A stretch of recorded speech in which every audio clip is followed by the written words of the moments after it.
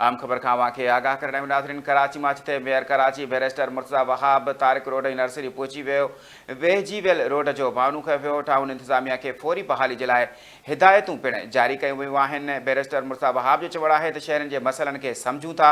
Road जो कमु अॼु राति ताईं मुकमल कयो वेंदो। हुन जो चवणु आहे त मींहं खां पोइ कुझु हंधनि ते मसइला आहिनि जेके जल्द हल कया वेंदा। कराची मेट्रोपॉलिटन कॉर्पोरेशन ऐं वाटर कॉर्पोरेशन सभिनी टाउन सां मुकमल तावन करण जे लाइ हमेशह तैयार आहिनि। मेयर कराची चयो आहे त मुंहिंजे लाइ मुंहिंजो शहर ऐं शहरी पहिरीं तरजीह आहिनि। मां पाण उन्हनि जी तकलीफ़ुनि खे घटाइण जे लाइ रोडनि ते मौजूदु आहियां।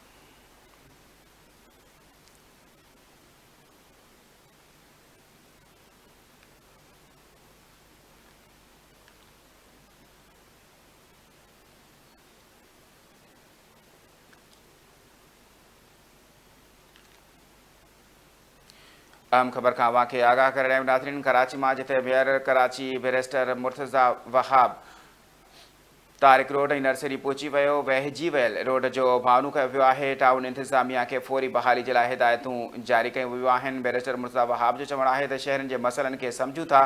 रोड जो कमु अॼु राति ताईं मुकमल कयो वेंदो। मींहं खां पोइ कुझु हंधनि ते मसइला आहिनि जेके जल्द हल कया वेंदा। मेयर कराची जो चवणु आहे त वाटर कॉर्पोरेशन सभिनी टाउन सां मुकमल तावन करण जे लाइ हमेशह तैयारु आहे। मेयर कराची चयो आहे त मुंहिंजे लाइ मुंहिंजो शहर ऐं शहरी पहिरीं तरजीह आहिनि। मां पाण उन्हनि जी तकलीफ़ुनि खे घटाइण जे लाइ रोडनि ते मौजूदु आहियां। इन जा वधीक तफ़सील वठंदासीं कराची मां धरती टीवी जो रिपोर्टर बशीर अब्बास खां। जी बशीर, कहिड़ा तफ़सील आहिनि? जी बिल्कुल, मेयर कराची बैरिस्टर मुर्तज़ा वहाब जेके गुज़िरियल बरसाति पई गुज़िरियल ॾींहुं, उनखां पोइ मुसलसिल जेको आहे रोडनि ते नज़र अची रहियो आहे। अॼु बि जेको आहे तारिक रोड नर्सरी वटि जेको आहे पहुतो, जिते हिकु जेकी रोड आहे उते वेझी वियो गाॾी उहा आहे उते बीठल हुई, जेका पिणु जेको आहे उते हेठि धसी वई। उनखां पोइ जेको आहे मेयर कराची फौरी तौर ते उन जाइ वारदात ते पहुतो।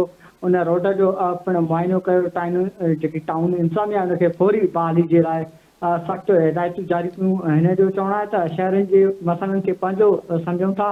रोड जो कमु अॼु राति ताईं जेको आहे मुकमिल थी वेंदो।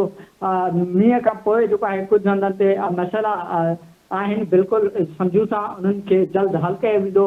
मेयर कराची चयो त जेको आहे मेट्रोपॉलिटन कॉर्पोरेशन ऐं वाटर बोर्ड समेत जेके समूरी टाउन आहिनि उन्हनि सां मुकमल तावन करण लाइ हमेशह तैयारु आहे ऐं तावन कयो पियो वञे। हर टाउन सां जेको आहे राब्ते में आहियां ऐं जेको आहे शहरनि जी तकलीफ़ खे पंहिंजी तकलीफ़ सम्झां थो। हीउ मुंहिंजे लाइ मुंहिंजो शहर ऐं शहरी पहिरीं तरजीह आहिनि। मां पाण उन्हनि जी तकलीफ़ुनि खे घटाइण लाइ रोडनि ते मौजूदु आहियां। जिते जिते जेको आहे इतलाह मिलियो आहे बरसाती पाणी जेको आहे निकाल नथी सघियो आहे, उते फौरी तौर ते असां मशीनरी जेको आहे रवानी करे छॾी आहे।